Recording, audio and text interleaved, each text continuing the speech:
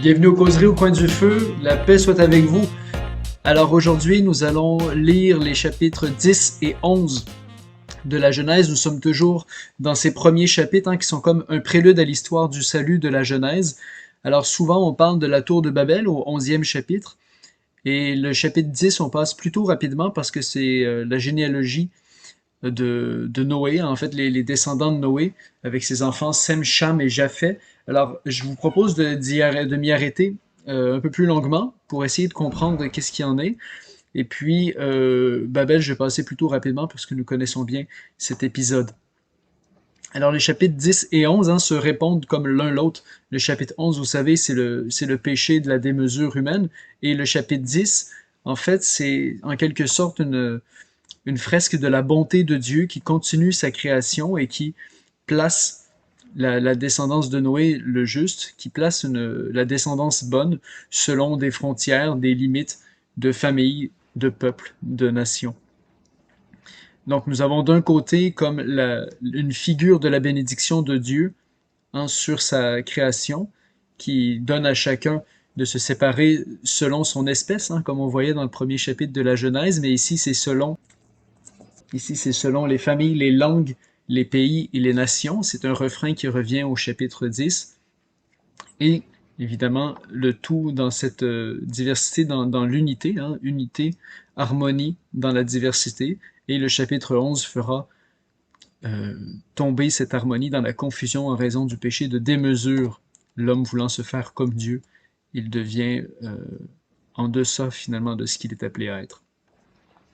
Alors, autrement dit, on continue encore les liens avec les chapitres antérieurs. Le déluge appelait l'arche, et dans l'arche, on a une préfiguration évidemment du baptême en Jésus-Christ. Et ici, on a Babel, qui est la figure du fait que les nations sont toujours étrangères, voire hostiles les unes aux autres. Et Babel appelle une unité plus grande dans le don des langues, qui sera une préfiguration de la Pentecôte. Alors, posons un petit peu notre regard sur la descendance de Sem, Cham et Japhet. Alors, première chose, on a une répartition avec ces trois fils de Noé sur toute la terre connue à l'époque, qui correspond environ au deuxième millénaire avant Jésus-Christ.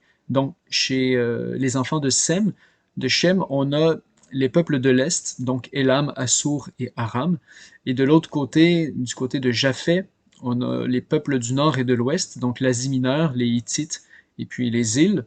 Et puis du côté de Cham, on a les peuples du sud, donc Égypte, Nubie, Éthiopie, Arabie, et puis Canaan aussi, qui était sous domination égyptienne à l'époque. Alors, vous voyez, dans les enfants de Noé, finalement, on a toute une cartographie, une géographie qui s'établit, et on retrouve un peu ce dont saint Paul parlera au chapitre 17 des Actes des Apôtres dans son discours à l'Aréopage, lorsqu'il cite Deutéronome 32 et dit « Dieu répartit les fils des hommes et fixe les limites des peuples selon le nombre des fils de Dieu. » On retrouve cette expression « fils de Dieu », c'est-à-dire les justes, ceux qui avancent dans la volonté de Dieu. Autre fait étonnant de cette descendance de Noé, c'est qu'en fait, on a 70 noms de cités. C'est pour ça que 70 deviendra le chiffre symbolique des nations et de toute la terre, en fait. Et c'est tellement vrai que Jésus lui-même envoie 70 disciples au chapitre 10 de Saint Luc, comme pour préfigurer son Église qui sera présente sur toute la terre. Et donc 70 ici, c'est le nombre de descendants de Noé selon ses enfants Sem, Cham et Japhet. Et puis 70 est également le nombre des conseillers de Moïse, selon le conseil de son beau-père Jéthro. Et puis 70 aussi, selon la légende, c'est le nombre de traducteurs de la Bible hébraïque, pour donner la Septante, 70, la traduction grecque de l'Ancien Testament. Alors voilà pour quelques indications. Autre chose encore, c'est que les chapitres 10 et 11, comme je disais, sont en lien intime l'un avec l'autre, un peu comme le chapitre 3, donc la chute, était en lien intime avec les chapitres 1 et 2. Il était en quelque sorte la décadence des chapitres 1 et 2. Eh bien, de la même manière aussi, on avait la belle généalogie d'Adam au chapitre 5, qui se présente comme décadente avec le chapitre 6. Hein. Et puis, euh, voilà, et donc là, nous avons le chapitre 10 qui montre la beauté de la création de Dieu, qui fixe les limites des peuples selon leurs différences, hein, dans une unité qui ne nie pas leur diversité. Et puis le chapitre 11 viendra nous montrer la décadence de cette dynamique.